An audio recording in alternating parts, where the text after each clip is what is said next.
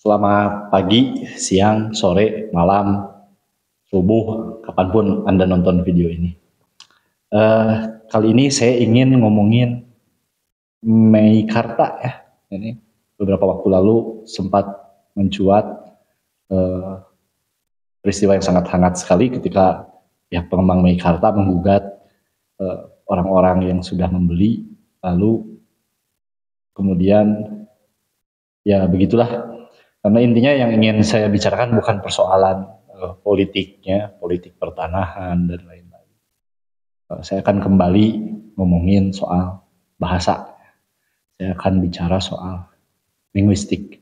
Jadi begini, ya, sejak pertama kali saya mendengar kata Meikarta itu telinga saya itu sudah gatal. Ya. Sama ketika saya pertama kali mendengar kata San Diego Hills. Ini kebetulan tempat ini dua-duanya dekat-dekat Karawang.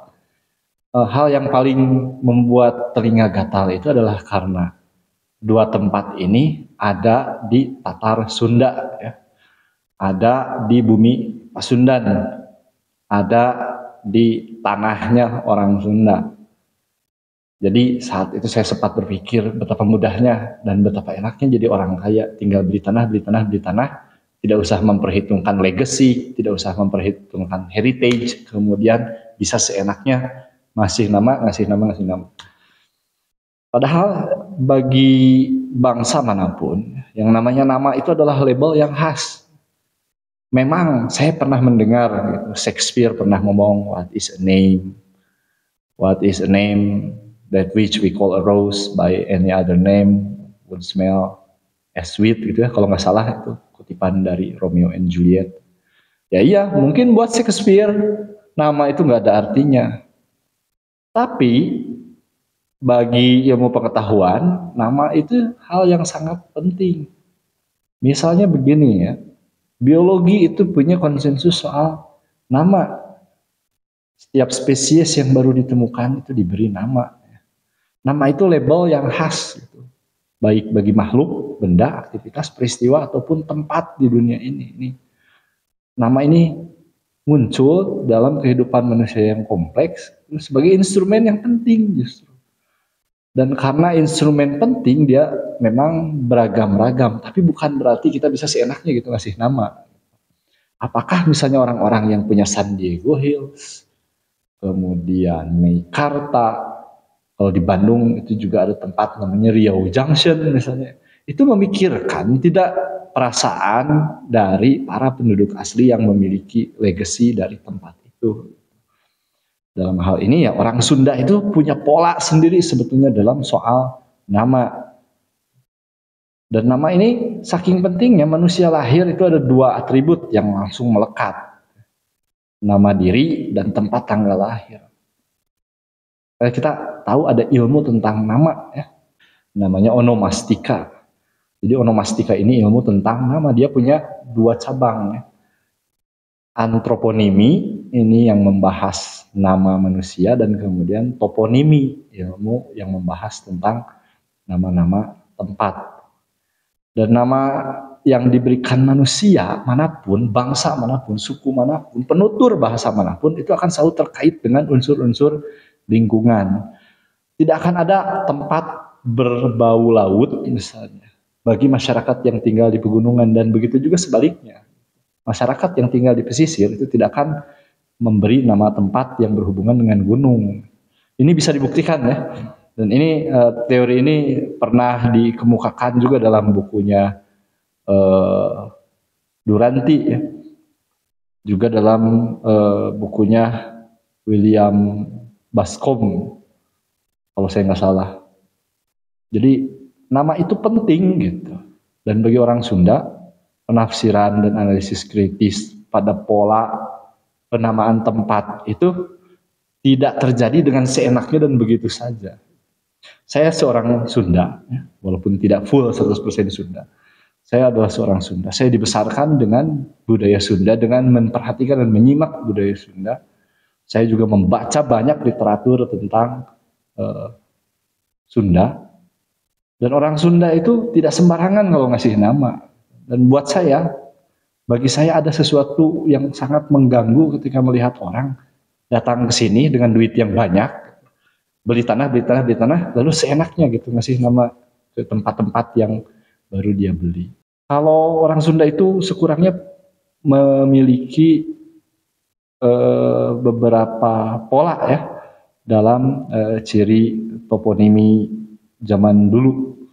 Dan yang sangat disayangkan adalah pola toponimi ini bergeser jadi pola yang tidak jelas. Kalau di masa lalu itu jadi pola yang berkaitan dengan nama tempat itu selalu merujuk pada dua aspek kalau orang Sunda itu. Pertama aspek fisikal dan yang kedua aspek non fisikal. Nah, aspek fisikal ini juga ada 3 ciri di situ. Pertama ciri hidrologis, geomorfologis dan biologis. Ini akan menjelaskan ya kenapa nama tertentu di Tatar Sunda itu diberikan. Misalnya begini, ciri yang pertama yang tadi saya sebut ciri hidrologis. Hidro itu kan artinya air. Kalau menurut Wittfogel, itu seorang filsuf Jerman yang juga mengamati masyarakat Sunda. Masyarakat Sunda itu tergolong hydro society. Jadi masyarakat yang tidak lepas dari air. Ini menjelaskan sebenarnya kenapa banyak tempat di Tatar Sunda yang diawali dengan kata ci. Ci itu bentuk shorten dari cai. Cai itu artinya air. Ya. Kalau misalnya kita melihat nama kota atau kabupaten di Tatar Sunda itu ada Kabupaten Cianjur, ada kota Cimahi. Ini adalah nama-nama yang diwariskan oleh para pendahulunya orang Sunda dengan pola ini, dengan pola hidrologis ini. Selain itu ada bentuk dan proses alam yang mungkin bernuansakan ciri-ciri hidrografis, ya kita sebut ini ciri hidrografis, tempat-tempat berciri air. Misalnya kata ranca, ranca itu artinya rawa ya. Jadi di Bandung itu ada tempat namanya Ranca Badak, Ranca Ekek, Ranca Sari, Ranca Numpang, Ranca Nilem. Ini adalah kata-kata yang merujuk pada rawa karena dulunya tempat-tempat ini sebelum dibuka menjadi pemukiman itu adalah rawa-rawa. Nah, fenomena-fenomena yang berkaitan atau bernuansakan ciri hidrologis lainnya misalnya ada Andir. Andir itu artinya mata air. Hari ini ada kelurahan Kecamatan Andir atau Kelurahan Andir ya di Kota Bandung. Ada pasar Andir juga, ada stasiun Andir. Itu di tempat Andir itu artinya mata air. Kemudian ada Ledeng. Ledeng itu juga artinya mata air ya. Kemudian Coblong, Empang seperti Empang Sari, itu ada tempat namanya Empang Sari dan lain-lain. Ini kurang lebih ciri ini kalau kita bandingkan misalnya di masyarakat yang lain juga ada ya, misalnya di masyarakat Lampung. Di Lampung itu banyak tempat yang diawali dengan kata wai, wai kambas, wai kanan, wai hilir dan lain-lain. Wai itu artinya air. Sama kurang lebih maknanya dengan ci kalau dalam pola toponiminya orang Sunda. Kemudian aspek fisikal dengan ciri yang kedua itu adalah ciri geomorfologis. Nah, geomorfologis ini biasanya mengambil bentukan alam yang tampak dari tanah. Misalnya ada tempat yang diawali dengan gunung atau geger atau pasir. Jadi pasir itu dalam bahasa Sunda artinya bukit, dia bukit kecil. Geger juga sama, geger itu jadi daerah yang menanjak. Misalnya di kawasan Bandung Utara itu banyak sekali tempat dengan nama-nama geger ya, geger Arum, geger Kalong, kemudian ada pasir Jati, pasir Huni, pasir Muncang dan lain-lain. Itu pasir Muncang misalnya, pasir itu bukit, ya, Muncang itu kemiri, artinya bukit kemiri kalau di bahasa Indonesia kan. Nah, kemudian toponimi yang berdasarkan pada ciri geomorfologis ini, dia memberi nama pada suatu tempat berdasarkan kontur yang tampak jelas, misalnya gunung. Di sini di Kota Cimahi itu ada tempat namanya Gunung Batu, kemudian ada Gunung Jambe, Gunung Roai, dan lain-lain, Gunung Pokpok, Gunung Gadag. Ini menjelaskan ciri-ciri geomorfologis. Kemudian yang ketiga atau yang terakhir dari aspek fisikal ini ada yang disebut dengan ciri biologis. Ciri biologis ini Jadi memberi nama satu tempat berdasarkan kekayaan alam, biasanya berdasarkan ciri ekologis di tempat itu.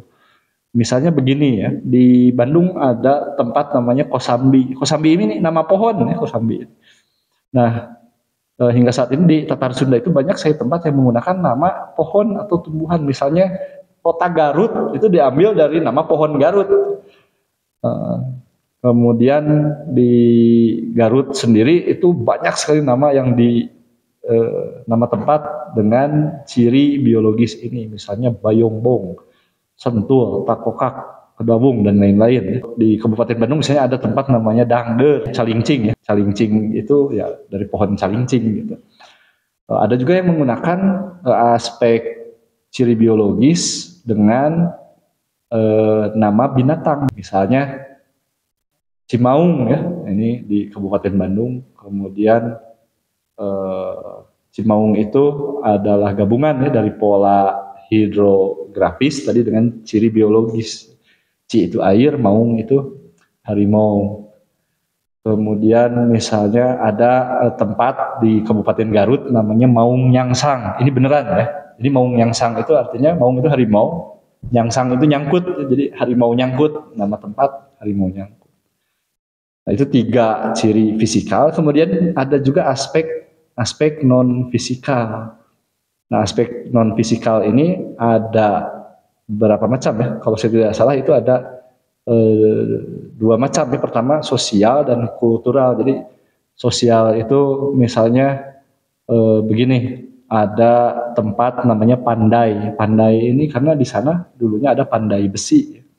Kemudian misalnya ada tempat namanya Babakan. Jadi Babakan ini yaitu terlalu kecil untuk disebut satu kampung, tapi dia menghimpun lebih dari satu kepala keluarga gitu biasanya. Itu disebut Babakan, dan ini kan aspek sosial ya.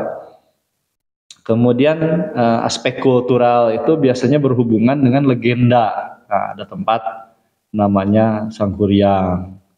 Kemudian ada tempat namanya Tangkuban Parahu. Ya. Tangkuban Parahu ini sangat terkait juga dengan legenda Sangkuriang. Ya. Jadi orang-orang Sunda zaman dulu meyakini bahwa gunung yang di sebelah utara kota Bandung itu dibuat dari perahu yang terbalik. Karena memang kalau dari kota Bandung, gunung itu kelihatan seperti perahu terbalik. Nah ini, ciri-ciri ini yang hilang dalam pola penamaan tempat di Tatar Sunda zaman sekarang. Itu yang sangat saya sayangkan. Pertama itu ada kesan bahwa tempat itu bisa diberi nama apa saja, yang penting baik. Padahal ada filosofi dan juga ada nilai-nilai yang dikandung dalam pola penamaan tempatnya orang Sunda. Ini yang sangat disayangkan sehingga muncul nama-nama tempat. Kalau di Bandung itu sekarang ada Riau Junction. Kemudian nama-nama perumahan, ya. Nama-nama perumahan itu cenderung seenaknya. Misalnya di Kabupaten Bandung Barat itu ada perumahan namanya Pasir Kemiri. Ternyata tempat itu dulunya sebelum perumahan itu dibangun namanya Pasir Muncang. Kalau mau diterjemahkan ke bahasa Indonesia, kenapa tidak jadi Bukit Kemiri gitu? Jangan sebagian-sebagian. Ini saya tidak tahu ya apa motivasi orang-orang memberi nama perumahan dengan cara yang seperti ini. Kemudian nama-nama perumahan yang menggunakan kata-kata bahasa Inggris, misalnya estate dan lain-lain ya. Termasuk juga ya kalau di Karawang itu nama pemakaman itu sekarang menggunakan bahasa Inggris, San Diego Hills, dan tiba-tiba ada nama yang nggak tahu bagaimana muncul begitu saja, Meikarta gitu. Ini apakah memang bahasa Sunda itu tidak penting lagi di ruang di mana nama-nama ini diberikan? Apakah misalnya budayanya orang Sunda itu sudah tidak perlu lagi diperhatikan? Dan yang juga menggelitik pertanyaan saya, apakah pemerintah dalam hal ini misalnya Provinsi Jawa Barat atau juga pemerintah kota dan kabupaten di lingkungan Provinsi Jawa Barat tidak memikirkan persoalan ini? Apakah ini juga yang membuat orientasi atau kepentingan administrasi terjadi begitu saja, seperti dalam pembentukan kota dan kabupaten baru. Tiba-tiba ada kabupaten namanya Kabupaten Bandung Barat. Apa salahnya misalnya kalau diberi nama Kabupaten Bandung Kulon gitu. Bandung Kulon itu artinya ya barat juga. Apakah misalnya preservasi bahasa Sunda itu hanya bisa dilakukan oleh guru-guru bahasa Sunda saja, tanggung jawabnya hanya ada di mereka. Karena kalau bagi saya sangat meyakini bahwa yang namanya konservasi dan preservasi bahasa, termasuk di dalamnya itu pola penamaan tempat atau toponimi, porsi terbesarnya itu pasti ada di pemangku kebijakan dan kepentingan. Dalam hal ini pemerintah. Kalau pendidik, peneliti seperti saya bisa apa kita selain menjelaskan fenomena seperti yang sekarang sedang saya lakukan di video ini. Ini semoga ada orang yang hilaf dan menontonnya dan punya pengaruh jauh lebih besar dari saya.